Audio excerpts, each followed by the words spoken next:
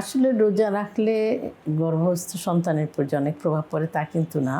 রোজা কিন্তু রাখা যায়, কিন্তু একটা জিনিস যে রোজা কিন্তু গর্ভবতী মায়ের জন্য রাখা একদম ফরজ না। কিন্তু মা যদি মনে করেন যে আমি গর্ভাবস্থায় রোজা রাখবো, তাতে কিন্তু কোনো তেমন ক্ষতি হওয়ার সম্ভাবনা নেই।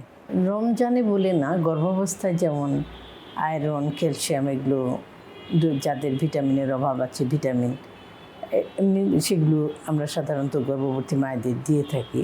রমজানে যে খাবারটা, যে ওষুধটা আমি দিনে খেতাম, আমাকে রমজানের সময় ওটা রাতে খেতে হয়। এইভাবেই ওষুধের ডোজটা একটু অ্যাডজাস্ট করে নিতে হয়।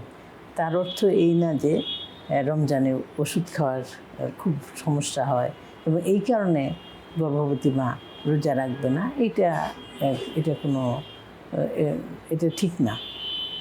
এটা আসলে নির্ভর করে গর্ভবতী মায়ের নিজের ইচ্ছা এবং তার শরীর তাকে অ্যালাউ করছে কিনা রোজা রাখতে। সে যদি রোজা রেখে খুব বেশি ক্লান্ত হয়ে যায়, বেশি অসুস্থ ফিল করে, তার জন্য তো এটা জোর নাই।